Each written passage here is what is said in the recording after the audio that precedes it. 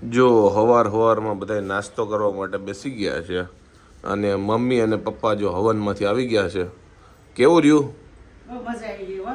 મજા આવી ગઈ? હા, ગરમી નહોતી અને બહુ મજા આવી ગઈ. તો વાંધો નહીં. પપ્પા એવું કહેતા હતા કે ગરમી હોત તો હલવાઈ જાત, પણ ગરમી નહોતી. કા ગરમી ઓછી હતી એટલે વાંધો ન આવ્યો. સાંજે તો એકદમ ઠંડુ વાતાવરણ. સાકણી ફરણી ગામ વચ્ચે હે ને, હા ત્યાં ખેતરમાં હવન હતો. હા, મજા આવી ગઈ. મજા આવી ગઈ ને?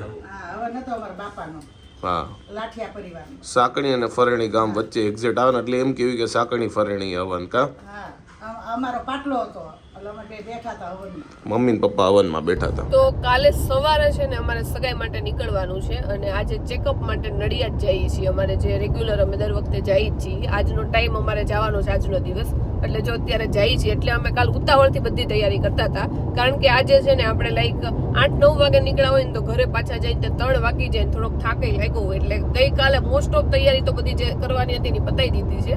અને અત્યારે મારા અને નીરવ વચ્ચે એક આર્ગ્યુમેન્ટ થાય છે. મને લાગે જે હસબન્ડ વાઈફ હોય ને એમાં આ આર્ગ્યુમેન્ટ તો થતી જ હશે.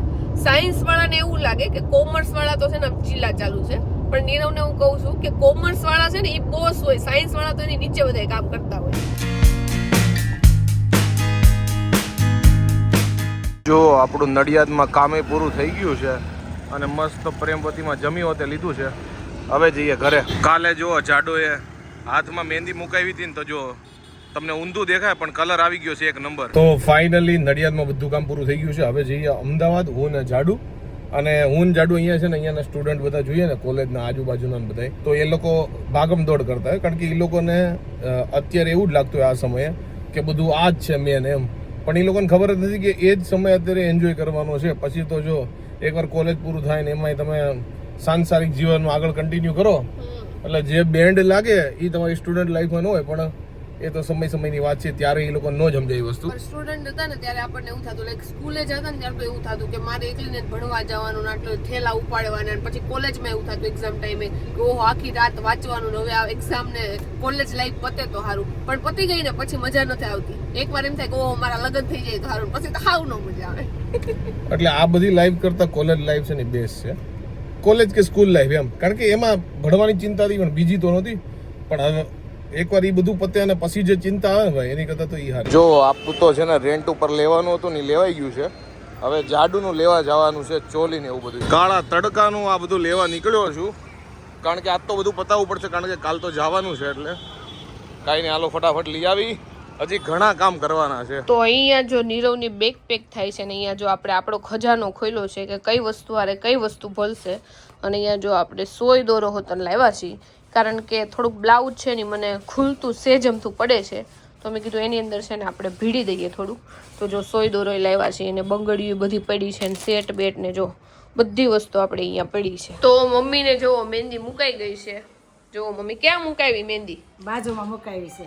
પાછળ કરો તો બાજુમાં છે ને સ્મૃતિ, એને મૂકી દીધી. જો સરસ સરસ મૂકી દીધી છે. જો કે આવી મહેંદી તો મને આવડે છે, પણ ગમે ત્યારે પ્રસંગ હોય ને ત્યારે મારી પાસે ટાઈમ જ ન હોય. કા હા, ટાઈમ ન હોય એટલે મેં જો મુકાઈ દીધી. અને મમ્મીને હજી સાડી કઈ પહેરવાનું નક્કી થયું છે કે મમ્મી હજી નથી થયું? એટલે આમાં પહેરવાની જ છે પણ નક્કી થઈ ગયું છે, નથી થઈ ગયું એવું છે. એવું છે, કારણ કે હાડી છે ને એના પ્રમાણનું બ્લાઉઝ નથી, તો બ્લાઉઝ નું સેટિંગ આવે તો એ હાડી પહેરવાની. નકર બીજી હાડી તૈયાર રાખી છે કે નહીં? હા, એ તો છે જ. આપણે ઘરની તો છે જ. હા, ત્યાં બ્લાઉઝ જોવું પડે એમ નથી. આપણે બીજી પહેર્યું હોય તો પછી બ્લાઉઝ નું સેટિંગ કરવું પડે. હા, તો એમાં એવું છે કે મારી ઘણી બધી હાડી છે, તો મમ્મીને કહું મારી પહેરો. તો મારી સાડીમાં એવું થાય કે મારે બ્લાઉઝનો બધા પ્લેટ કાઢી નાખે ને તો મમ્મીને અહીંયા સ્લીવથી છે ને એ ચડે જ નહીં. એટલા માટે જો બ્લાઉઝની સેટિંગ આવે ને તો હું મમ્મીને કહું છું મારી સાડી પહેરી લેજો, અધરવાઇઝ એમની જ પહેરશે.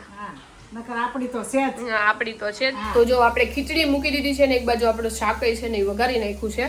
અને આજે છે ને આપણે ગેસ ઉપર બધી વસ્તુ કરી છે, કારણ કે આપણો બાટલો ફાઇનલી આવી ગયો છે. એટલે હવે આ બાટલો વયો જાય તેની કઈ બીક નથી. અને તોય જો કે આપણે સગડી ઉપર થોડું ઘણું કામ કરશું, પણ આજે મેં કીધું મોડું થાય છે ને તો બે એક હારે છે ને ગેસ ઉપર જ મૂકી દઈએ. અને ગેસ ઉપર છે ને ટાઈમિંગનું મારા મગજમાં ખબર હોય કે આટલી વારમાં ખીચડી અને આટલી વારમાં શાક થઈ જાય. પણ સગડીમાં છે ને હજી એટલો બધો આઈડિયા નથી આવતો, એટલે મને બહુ બીક લાગે. એટલે એકાદ વાર તો મારે કુકર ખોલવું જ પડે, જો કે નથી બફાણું તો પાછું મૂકું. એટલે મેં કીધું આજે ઉતાવળ છે તો આપણે ગેસ ઉપર જ બધું કરી નાખીએ. આજના દિવસનું છે ને મેન કામ પતી ગયું. જો બાલ મસ્ત સેટ થઈ ગયા છે, દાઢી બાડી થઈ ગઈ છે. હવે જઈએ ઘરે કારણ કે જમવાનો ટાઈમ થઈ ગયો છે. જો જમવામાં આજે છે ખીચડી બટેકાનું શાક છે અને બધા જો જમવા માટે બેસી ગયા છે અત્યારે રાતે. અને મમ્મીએ જો આજે મહેંદી મુકાવી છે, પાયલે કાલે મહેંદી મુકાવી હતી. હજી મમ્મીની જો મહેંદી હજી એને ખેરી જ છે કા, હુકાણી નથી હજી કે હુકાઈ ગઈ? એટલે આમ હુકાઈ ગઈ છે એટલે કે ખરી ગઈ જો કલર આવશે કાલ. ઓકે મમ્મીનું કહું છું આખી ખેરી દો, કારણ કે ખેરી દે ને પાણીમાં ન પલાળે. કાલે સવારે પલાળે ને તો મહેંદીનો કલર તોય આવી જાય. તરત લાગે ને લગાડી દે. મમ્મીને એવું લાગે છે કે મારો કલર નહીં આવે, જો પાછળ તો મૂકી ન હોય ને એવી લાગે છે. પણ હું કહું છું મારે તે કાલે એવું જ થતું, તો એટલો કલર નહોતો દેખાતો. પણ જો અત્યારે ઓટોમેટિક આવો કલર આપણો આવી ગયો છે. આજે પહેલી વાર એવું બન્યું છે કે સલૂન વાળાએ મને છે ને કલાકમાં ફ્રી કરી દીધો છે. કારણ કે મારે જેટલી ઉતાવળ હતી ને એનાથી ડબલ તો એને ઉતાવળ હતી. કારણ કે જે મારા વાળ કાપે છે ને એના પોતાના લગ્ન છે અને આજ એટલું ટ્રાફિક હતું ને કે એને મારા પછી ઘણા બધાના નંબર લેવાના હતા. એટલે 1 કલાક મને ફ્રી કરી દીધું. જો નકર યુઝ્યુઅલી કેવું થાય 1.5 કલાક તો જેવું જોઈએ. આજ તો એને ફટાફટ બધાના એને પૂરા જ કરવાના છે. તો હું જે આ વખતે ચોલી પહેરવાની છું ને એ કલરની મારી પાસે આ ટાઈપની બેંગલ્સ એકોય નથી. પણ મારે છે ને ખરીદવી નથી બેંગલ્સ, એટલે આપણે ગમે એ રીતે જુગાડ કરી નાખ્યો છે. કારણ કે એ ટાઈપના પાટલા કે એ હોય ને તો એવી રીતે સેટિંગ કરી નાખ્યું છે. અને અત્યારે જો ચૂડલા આપણે બનાવી છીએ, મારે સૌથી ફેવરિટ કામ છે ચૂડલા બનાવવાનું, જેમાં મારે બહુ ટાઈમ જાય છે. આ નથી મારો ચૂડલો. મારો ચૂડલો તો તમને નહીં બતાવું, પણ જો મારી બંગડી એટલી મસ્ત છે ને મને લાઈક આ બંગડી કરતા કાચની બંગડી બહુ ગમે. તો જો મારા ચંપલ છે ને આ આપણે લીધા હતા હમણાં જ ટ્વિંકલના ધવલના લગ્નમાં, તો આપણે આ જ પહેરવાના છે. અને આ પહેરવામાં છે ને આમ દેખાવમાં જેવા હોય એવા, પણ આ એકદમ છે ને સોફ્ટ છે, તો પહેરવાની છે ને બહુ મજા આવે છે. તો આપણો વિચાર છે કે આપણે આ જ ચપ્પલ પહેરી લેવું. એક મેં આ લીધા હતા ને એક બ્લેક લીધા હતા, તો મને આ વધારે ગમે છે. એકદમ સોફ્ટ છે ને એટલે તો આપણે આ ચપ્પલ પહેરશું. અને જો ચપ્પલમાં મારી નેલ પોલિશ કેટલી મસ્ત લાગે છે. અને ઓલમોસ્ટ બધું પેકિંગ થઈ ગયું છે. ખાલી હવે છે ને આ ડ્રેસ મેં કાઢ્યા છે, કારણ કે એકાદો આપણે આવા જવામાં ડ્રેસ પહેરવા જોઈએ તો વિચારું છું કે કયા ડ્રેસ પહેરવા. અને જો મારી બંગડી અને એ બધું પેકિંગ થઈ ગયું છે. આની અંદર આપણો બધો મેકઅપ પેક થઈ ગયો છે. અને આ સાડી આની અંદર મૂકી હતી એટલે બહાર કાઢી છે.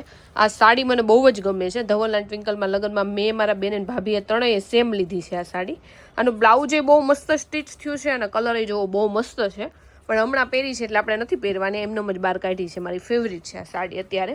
તો હવે નીરવ આવે ને એને પૂછીને પછી આપણે જોવું કામાંથી મારે હું લઈ જાઉં ડ્રેસ કયો પહેરવો. રાતના વાગી ગયા છે 10 અને હું જાડુ હજી જો તૈયારી જ કરીએ છીએ. બંને પોતપોતાના ઠેલા ભર્યા છે. ખાસ કરીને ઠેલા એટલે અલગ રાખ્યા છે કારણ કે કેવું થાય ઘણી વાર જાડુ ઓલી બાજુ તૈયાર થતી હોય લેડીઝ ડિપાર્ટમેન્ટ, હું આ બાજુ તૈયાર થતો હોય તો પછી ઠેલાની બહુ માથાકૂટ થાય. એટલે બેના અલગ અલગ જ રાખ્યા છે.